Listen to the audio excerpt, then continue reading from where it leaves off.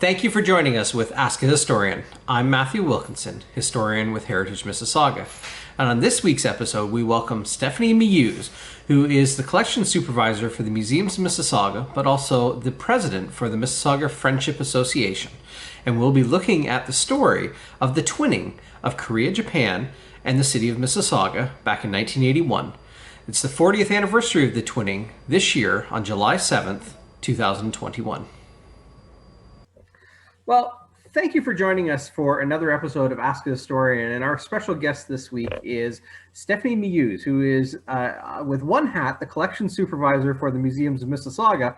But for what we're talking about today is a different hat, and that is she is the president of the Mississauga Friendship Association. And you've been the president for 11 years now for an association who's focused on the celebration of the relationship between Mississauga and its twin city of Kariya, Japan.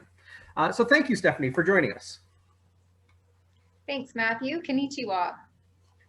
I'm going to have to rely on you for some of the Japanese pronunciations and spellings a little bit, but I've always been fascinated with, like, one of my favorite places to visit is Kariya Park in Mississauga, just, you know, a park unlike any other in our city. But I know very little myself about what it means to be a twin city. And so can you walk us through a little bit? First of all, we're coming up, this is the 40th anniversary of the twinning of Mississauga and Kariya. What is the reason behind twinning? How did it come about? Yeah, so after World War II, there was sort of a formal process of twinning became official. There had been other cities that twinned before, but it's sort of like a set process. And it was intended to create global friendships and avoid misunderstandings leading to future conflicts. So it's voluntary agreements, and they encourage cultural understanding, friendship, and exchange. And then I guess there's some practical reasons as well, like trade agreements and partnerships. So, yeah. And so how did this conversation evolve? Why Kariya and why Mississauga? What's the reason behind the twinning of the two cities? Well, from what I understand, it was suggested by a local Japanese man, Yasunobu Suzuki, and he suggested to the mayor that Mayor McCallion that we have a sister city, and she was just like, sure, explore it. So he sent a letter to Kariya in October 1980. And then in January, another local resident, Sam Oishi, visited Kariya with greetings from the mayor. And so I guess Kariya took it quite serious, was very interested. So in May of that year, they sent 7 staff to Mississauga to talk about, you know, twinning and to send greetings. And then by July, they Mayor McCallion and Mayor Ichimatsu Miyata signed a formal agreement. So it is very popular in Japan. A lot of cities will actually have more than one sister city, but for Mississauga, Hazel had always made it clear that she only wanted to have the one so we could really focus in on it. So I think it was maybe serendipitous, but lucky for us. And I know I've read on the website, and we'll share some links to the Mississauga Friendship Association, but there's a number, as a result of this relationship, there's a number of Japanese companies that are headquartered in Mississauga, and that's a result of this friendship agreement, right? Is that the link? I don't know if it's exactly from that, but I definitely, the economic development has focused a lot on Japanese business and trade relations there quite often. So it's also helps that we have such a good twinning and a good relationship with Japan, right? So I know this year marks the 40th anniversary, specifically July 7th is the 40th anniversary of the twinning and the signing of the friendship agreement, I guess, if that's the proper term for it, between the cities. Some of the things that have evolved since, and I mentioned earlier, was Kariya Park, and that opened up in 1992. What was the process behind the creation of Kariya Park? I mean, is this something that was planned in terms of celebrating that connection between the sister cities? Yeah, so absolutely it was. So Kariya Park was actually a collaboration between Canadian and Japanese planners, because the city of Mississauga was really wanted to make sure that the park was authentically Japanese in character. So they met back and forth, and the Japanese planners made sure it really had that feel and aesthetics of what a Japanese garden would have.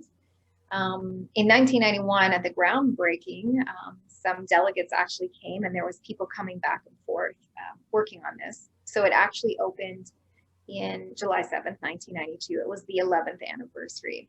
So at that time, it had mostly just the ponds, the front gate, the bridge, and one lantern. And of course, lots of small Japanese plants at that time, you know, cherry blossoms, Japanese maple, ginkgo, peonies.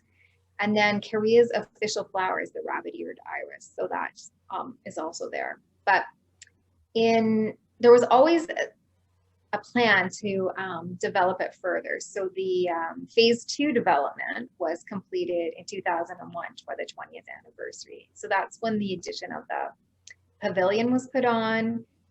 There's a Zen garden there. And then the big special thing is the Friendship Bell. So that bell has a inscription on it.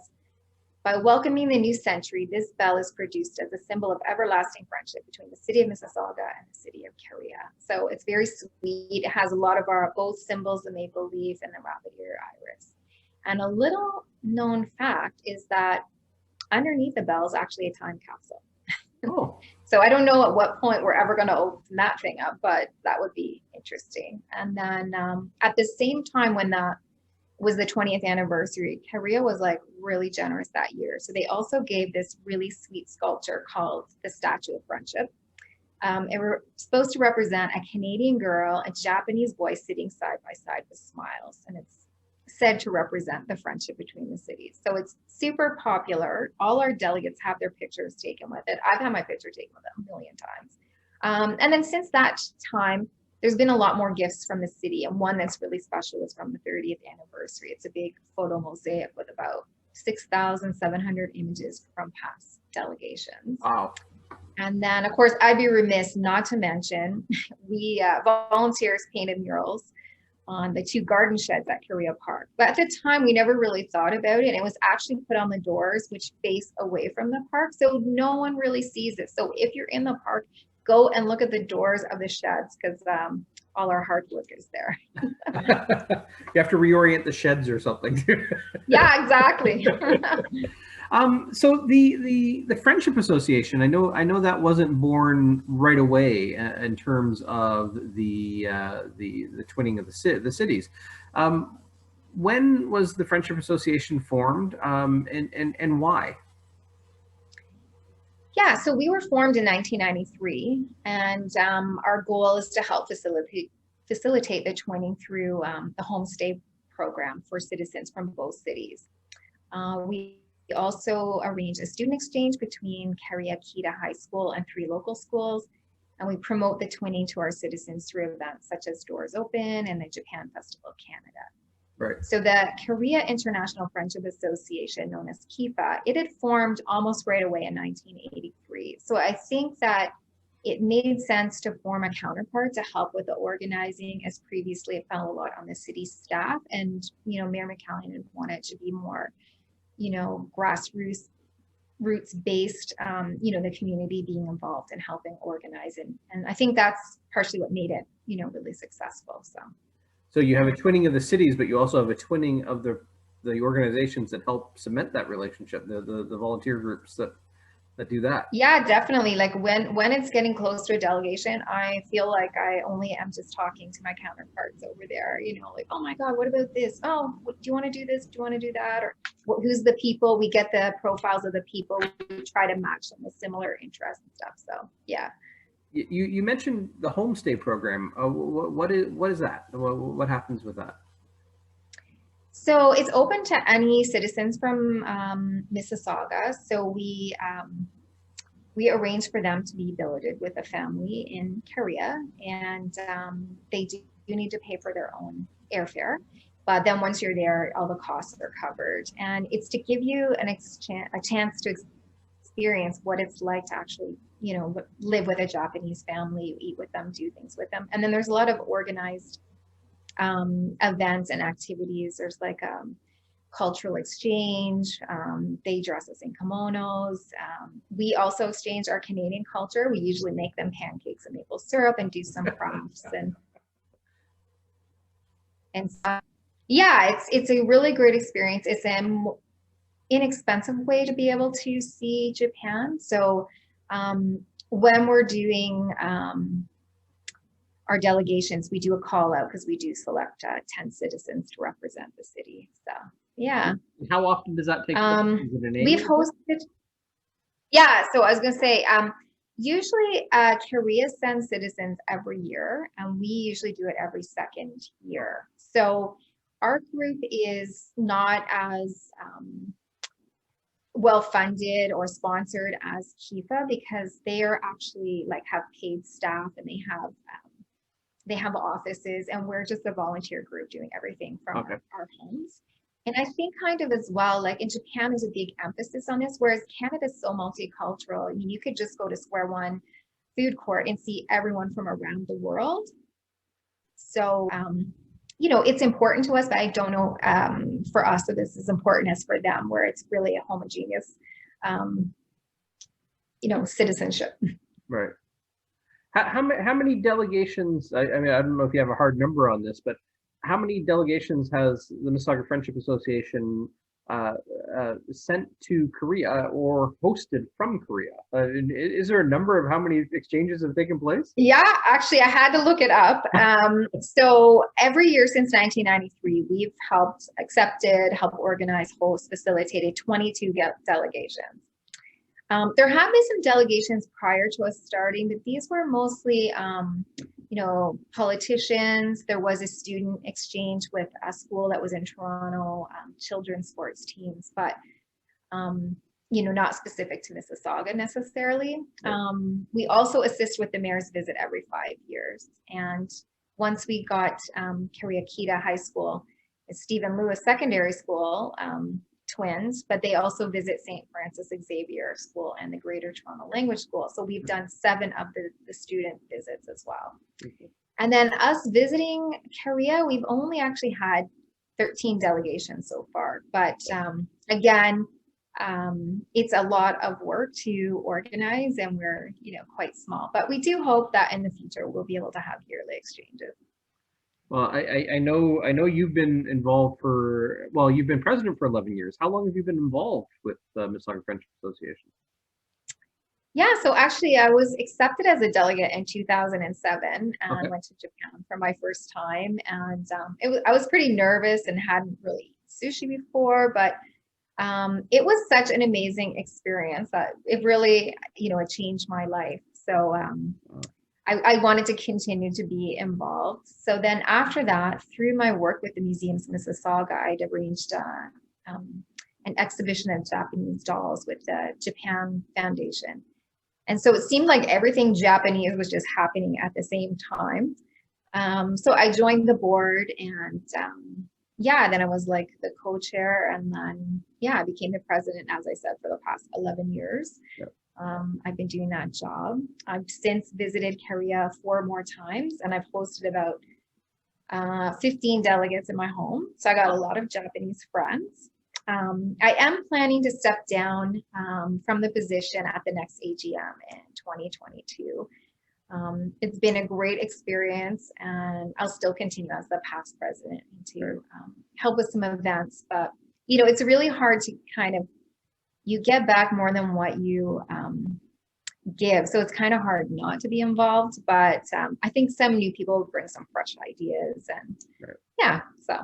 And so this in a way is a quiet call out for anyone interested to check out the Mississauga Friendship Association and learn more about what they do and get involved. Yeah, definitely. I'm going to make like a little manual so they'll have everything at their fingertips of what they need to do. So it's not that daunting. So we talked about Kariya Park, but there is a counterpart in Kariya, Japan, Mississauga Park. Can you tell us about Mississauga Park, its story, how it came to be, what it entails? Yeah. So in March 2001, 24 delegates from Mississauga, including Mayor McCallion and other councillors, traveled to Kariya to participate in the opening of Mississauga Park, which was March 24th and 25th. So it was like a major 2-day festival, including the opening of a bridge that goes into the park, unveiling of the opening monument, tree plantings, entertainment parades. Like it was a big, big deal. And a major gift of the sculpture from the city was unveiled called The Water Road by John McEwen. So he had actually won a competition held in July 1999. It shows a bear in a canoe that's supposed to symbolize Canadian history and culture carried from the past to the future. And so Mississauga Park was formerly known as Sawatari Park. Okay. It was renovated for the 50th anniversary of the organization of the city of Kariya, and then it happened to be the 20th anniversary of the 20. So it's actually a super large park for Japan, and the theme is kind of like forests, grasslands, flowers, you know, meadows. It's supposed to echo a Canadian landscape, and it has a small replica of Mississauga City Hall. It has a log cabin that's a washroom. It has some replica petroglyphs, and there's a little rose garden. There's some Canadian roses in there, and yeah, so it's really you know, a special park, and it gets really good use. You see like a ton of people there when you visit. I was going to ask you about the replica of City Hall because I've seen a picture of it, and you know, you know, it's one thing when you live in this city, I think, and to see symbolism from other places here, but you don't often think of symbolism of your city somewhere else. And so that's fascinating. Yeah, and they often put up like Christmas lights and stuff there as well. Like that's a big thing, even though they don't necessarily celebrate Christmas. So yeah, they really embraced you know, the Canadian themes, and yeah, it's super cute when you see it. Everyone always has their picture taken in front of it. Awesome, awesome. If that's on my to-do list in my life to get there at some point, that's a destination I want to go see. So it's fascinating. One of the things that you had mentioned as a kind of a highlight was, and forgive me if my pronunciation is wrong, but the Eiki Expo World Exposition in 2005. Is that the right pronunciation, or? It's called Aichi, but pretty close. Okay. Good work. So Aichi Expo is also known as the Expo 2005. It was a world exposition. It was for 6 months from March 25th to September 25th. Wow. And it was in Aichi Prefecture, which is where Kariya is located. It's kind of like, I guess, a large region.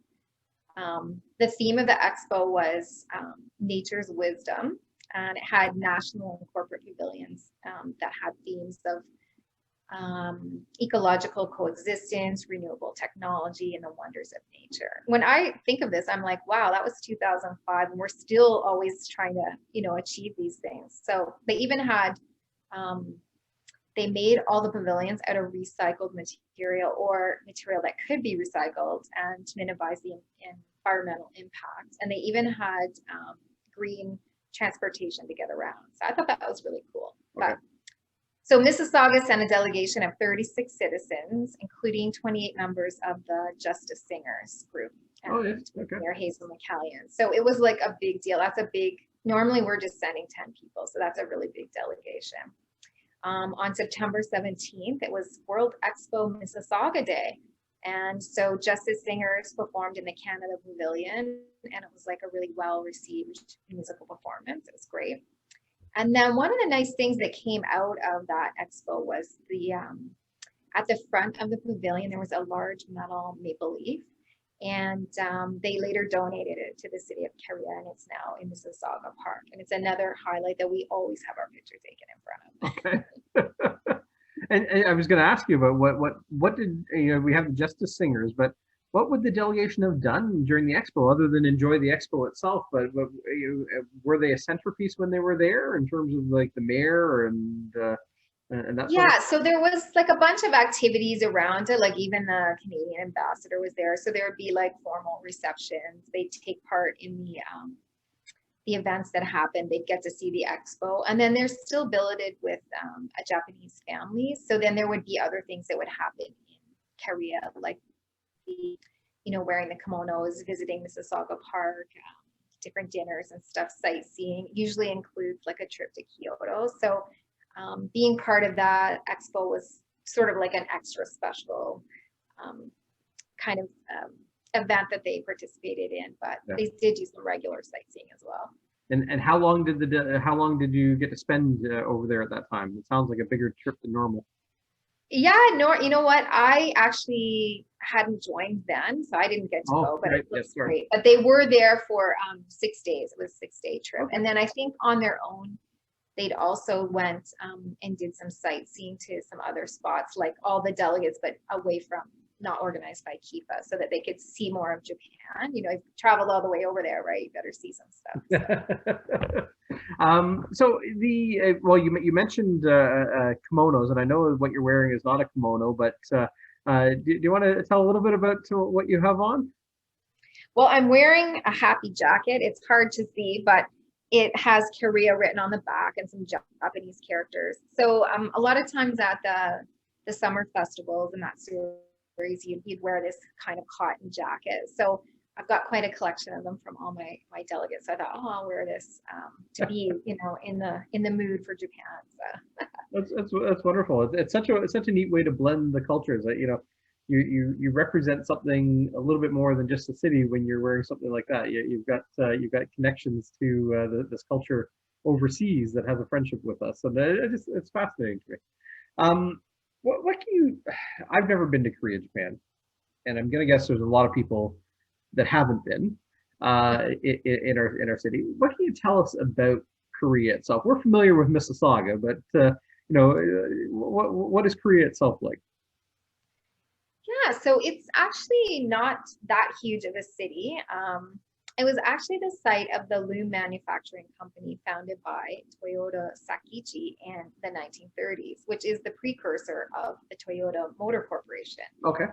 So now its headquarters is in nearby Toyota, but a lot of the car-related factories and head offices related to the Toyota group are in Kariya. So like Toyota Industries Corporation, Aishin, Denso. So it's actually fairly small, but it's very well off. There's a lot of good, you know, industry base, and a lot of people are involved in those companies. So you have that one sort of industrialized part. Then in the south, there's a lot of mechanized modern agriculture, because they're really known for growing flowers like orchids and chrysanthemums, and then a lot of soft fruits and things, daikon radishes, melons. So that's a big, you know, area for agriculture. And one of the things I love is that, you know, here we have agriculture separated from the houses.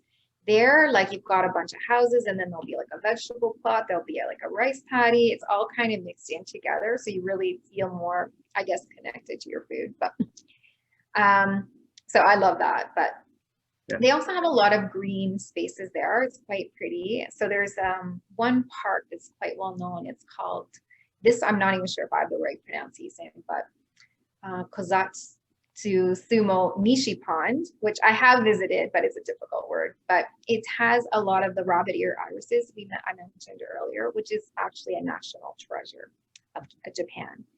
And of course, they have Mississauga Park. So lots of green spaces. And then, yeah, at the time when Kariya Mississauga twinned, Kariya only had about 105,000 people, Mississauga about 315,000. So now they've only grown to about 153,000, where we're estimated to be around 812,000. Yeah. So we've grown quite a bit, but I think a lot of their space was already kind of used up. But yeah, it's beautiful. There's lots of, you know, Shinto shrines, and yeah, it's a lovely place. I totally encourage everyone to visit. I always wondered where you talked about the national treasure of the flower. Forgive me, I'm stumbling on my words. What was it called again? The flower? Oh, rabbit-eared iris. Rabbit-eared iris. And I always wonder. I kind of feel a little envious in that. You know, maybe we need one in Mississauga. Like, what could our national flower? What could our municipal flower be? Yeah, I don't know. We'll have to look into it and get something. A good job for a student competition or something like that. But it's an existing relationship that has gone back now 40 years between the city of Mississauga and Kariya, Japan. What's that relationship like today? Going forward, is there still that synergy in terms of mutual support and a celebration of each other and that sort of thing? What's it like today? Yeah, actually, I think that there is. I think the relationship's really strong, and I think both cities make a great effort to maintain and build the relationship, especially with now with Mayor Crombie, there's a lot of renewed resources going into it. Yeah, they're creating a virtual event that's going to be available on the city's YouTube channel on July 7th, and it will have, the different speakers. Mayor Crombie has actually visited a few times. Okay. And their new mayor actually was able to visit, just sneaked in before all the closures in January 2020. So I think, Hazel McCallion had been the mayor for a long time, but I think with the new mayors, there's some renewed interest. And of course, the city of Mississauga is really invested in, the development of business relations in Japan. Right. So so I think that that's a bright future ahead for the twinning, and definitely still a lot of interest in. So just on maybe a fun high note to end our conversation on a bit, but these are not normal times. We know that. We can talk at length about stuff like that. But, here's the 40th anniversary. You probably can't do some of the things you would normally do for a significant anniversary. But looking back, you've been with the organization since 2007. Math is not my strong point, but that means you've been there for at least the 30th and the 35th anniversaries. And, yeah. What kind of things normally, or what kind of things often happen around an anniversary for the twinning? Like, what kind of things could people look forward to? I don't know if it's 45th would be the next one, but kind of activities happen on an anniversary year. Yeah, there's two sides. So there's the official event. So the city normally will have some official events where they have like a gift exchange. The mayors will have dinner together, tours of Kariya Park. There's usually like one more sort of public celebration where people can come and visit. There's usually like 4 to 5 delegations in that year, because there's the regular citizen ones. They'll come here, we'll go there. The student one, the mayor comes at a separate time. So and then normally we always try and do some extra special things with our delegates. Councillor Ron Starr is a longtime member, and he often hosts a barbecue that all our members can go to. And we've actually, a lot of times our delegates come over Canada Day so they can celebrate that. So they're not always actually here on July 7th, but we definitely do a lot of celebrating. We'll have a banquet, and then when the mayors do come, there's the official events, and then we often help facilitate. So the previous mayor, Mayor Takanaka, actually visited here many times, and so we arranged for him to be in the Canada Day parade. He was in a vintage car that Ron Starr owns. We had, I took him to the Canada Day. We almost saw fireworks, but then the wind meant they had to be canceled. But yeah, and they always like seeing a lot of different things. So I mean, I've taken them to Prince Edward County on a wine tour, taken them to Niagara Falls, CN Towers, and of course, lovely places in Mississauga like Kariya Park or Bernardi's Historic House. So yeah, so it's good. We always do try and make sure there's some public and then the events for our members. So yeah, it's fun. I remember once, and forgive me, the date is skipping my mind, but I think it might have been before your time, but we hosted a Japanese delegation at the Grange very early in our time there. And it was such a happy delegation. There's no other word. There was such exuberation and sheer joy in that delegation coming to our space, and I'm still all these years later, I'm still struck by that, of just the sheer joy of the expressions of that was communicated to us about the visit.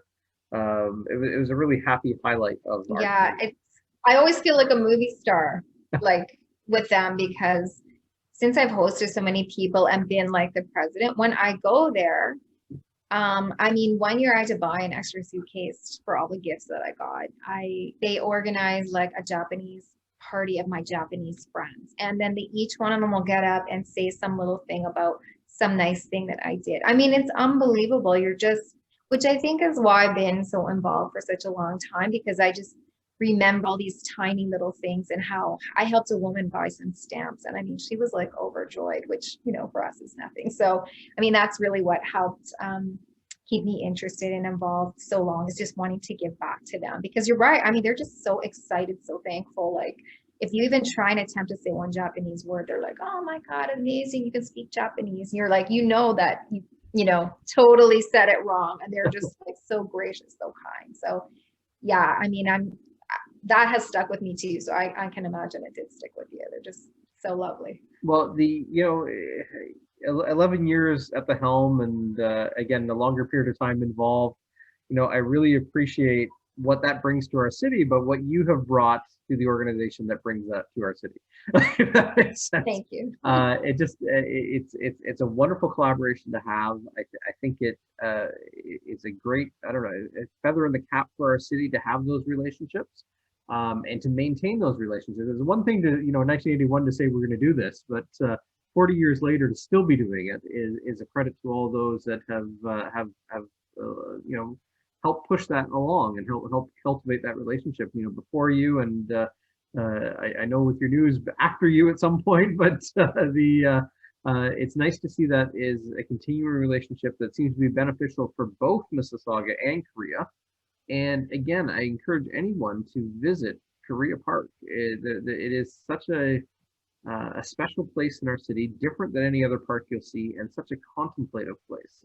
It's just it's beautiful, and you know, if that's a symbol of our relationship between Mississauga and Kariya Japan, that's a good symbol to have.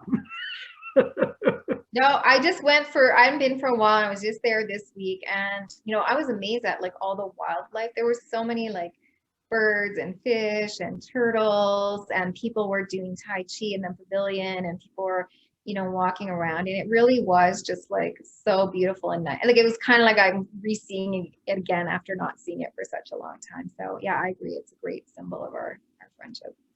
Well, with that, Stephanie, thank you so much. You know, enjoy the 40th. I know it's not what was probably intended, but nonetheless, we'll have the links for the anniversary celebration, the virtual celebration that will take place.